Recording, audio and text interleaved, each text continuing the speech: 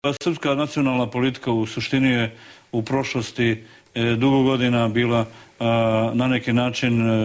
orijentisana prema zahtjevima koji dolaze sa strane, a nikada nisu bili usmjereni na politikama koji su isključivo tražili poziciju uvažavanja srpskog nacionalnog interesa. Ako je srpski nacionalni interes Kosova jeste, i u Srbiji i u Republici Srpskoj, onda moramo jasno da kažemo šta je naša kosovska politika, a ne da pustimo da nekim trećim putem, kako to rade stranci, integrišu Kosovo u neku nezavisnu državu, kvazi nezavisnu državu, i jednog dana sam budemo obavješteni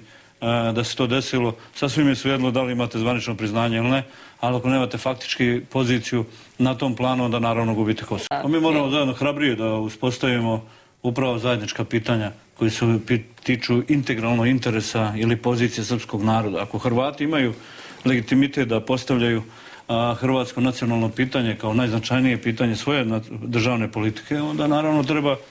sasvim otvoreno i koncipirati šta je to srpska nacionalna politika. To ne mora da znači da je politika sakupljavanja, ne mora da znači da je politika usmjerena protiv bilo koga drugog, ali mislim da savršeno dobro mora da se zna šta je srpski nacionalni interes u regionu i šta je to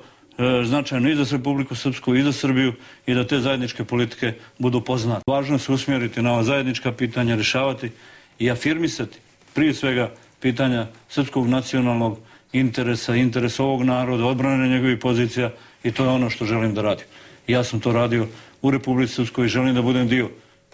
srpskog nacionalnog projekta koji podrazumijeva potpunu afirmaciju i legalizaciju interesa srpskog naroda gdje god on živi.